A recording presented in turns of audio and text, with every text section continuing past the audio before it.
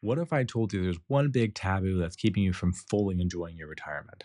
And what if I told you it's something that most financial advisors won't share with you? It's time to break that rule and unlock the full potential of your retirement. In today's video, I'm sharing 7 ways you can spend more in retirement so you can live more fully without the guilt. Not only will I share traditional spending ideas, but I'll also provide pro tips that go beyond the usual advice, helping you transform your retirement into the best years of your life so you can spend wisely and more joyfully. Stick around to learn how to unlock your best retirement yet. The first strategy is to donate more to charity. A traditional way to do this in retirement is to donate via a qualified charitable distribution called a QCD straight from a pre-tax account like an IRA.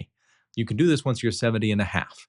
And this allows you to send money that you've not yet paid taxes on straight to a charity, and thereby neither you nor them pay the taxes on it.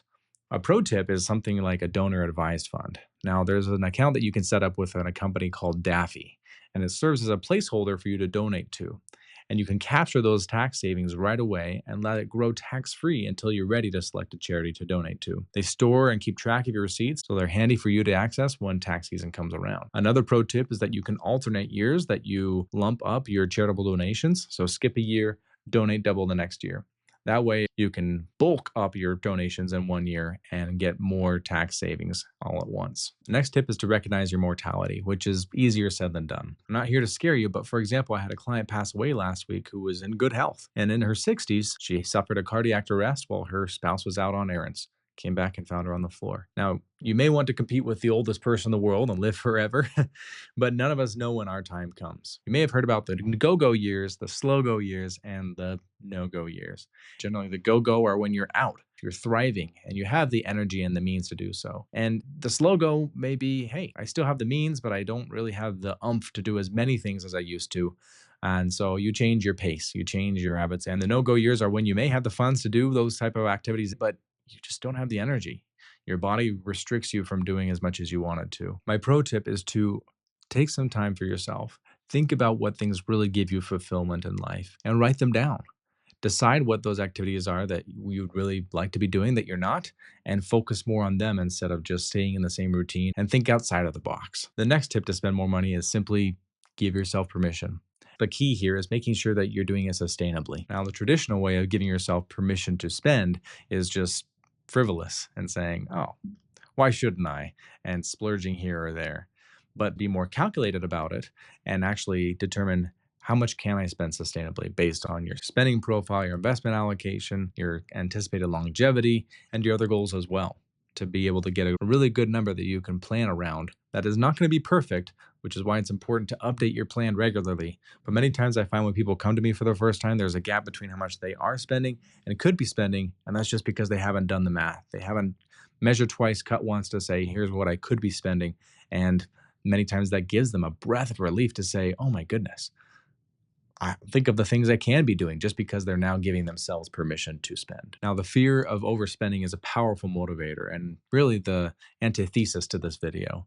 But my position is to take advantage of the assets that you've saved and worked a lifetime to build and plan your lifestyle to take advantage of that amount or leverage these tips that I'm sharing today. My pro tip to be more calculated is reference a professional. Go to your financial advisor and make sure that your estimates and projections and goals are in line. If you don't have an advisor or you'd like a second opinion, reference the quiz in the description below to see if you've saved enough for retirement based on your spending goals. The fourth way to spend more money is to save for someone else. Now, you may feel like you've checked all your own boxes and your needs and wants, but there's always someone else in need. And perhaps it's someone who's much younger in life. It could be a grandchild or a godchild, and you can fund a 529 college savings account for them. In fact, if you're married, filing jointly on your taxes, you can super fund 5 years worth, and right now in 2024, contribute up to $180,000 in 1 year. Now, you may not be wanting to do that much, but the point is the same. Now, pro tip is not just a 529 college savings account, but a Roth IRA. In order for someone to have contributions to their own Roth IRA, they need to have earned income. And I would incentivize them to say, hey, as much as you contribute to your own Roth IRA, I will match it. Now, why this is a pro tip is because not only can a Roth IRA be used for higher education expenses like college, but they can use it for their own retirement. In fact, just a few $1,000s that you contribute today can amount to tens or even hundreds of thousands of dollars down the road for their own retirement. Imagine if that happened to you. Now you can make that impact on someone else's life. My fifth tip is to spend money on buying time. and in prioritizing convenience over cost. Are there areas of your life that you don't enjoy doing as much or are hard on your body?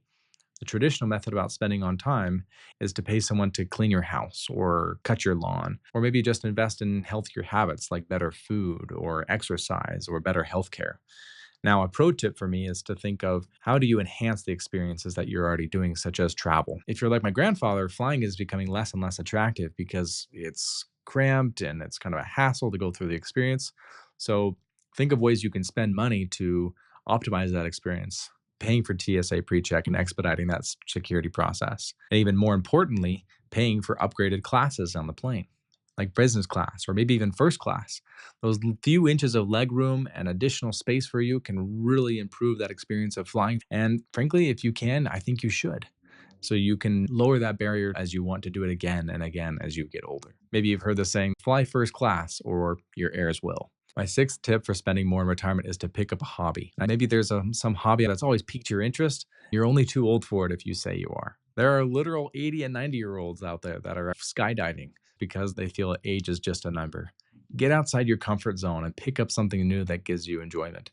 I find that my happiest retiree clients are those that are finding a sense of purpose. And a hobby can be a way to find that and refine your craft and find something that you can improve on and do beyond enjoyment's sake. My pro tip for hobbies is not just picking up a new hobby, but finding a community in a hobby that you already enjoy and become a mentor to those that are much younger than you and trying to perfect that craft, whether it be in golfing or crocheting or car work or gardening. These things that you may have taken decades to accumulate experience and expertise in, become a mentor to someone else and help them. That can give you so much fulfillment and enjoyment in of itself. My seventh tip is to treat someone to their dream trip.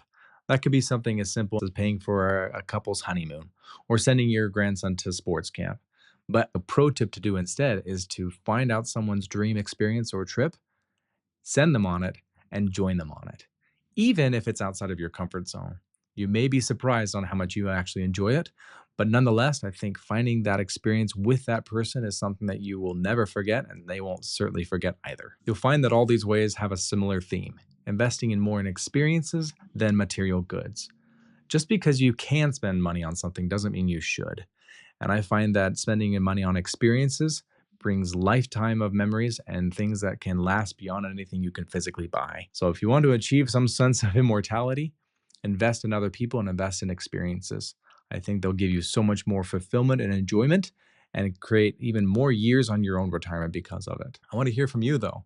Please comment below what your favorite ways you've spent money in retirement so other people can get inspired and do the same to make the most of their retirement. If you enjoyed this video, leave a like so more people can be encouraged to spend more and make the most of their retirement. And please subscribe so you can find more videos like this so I can help you retire well. Thank you. I'll see you in the next one.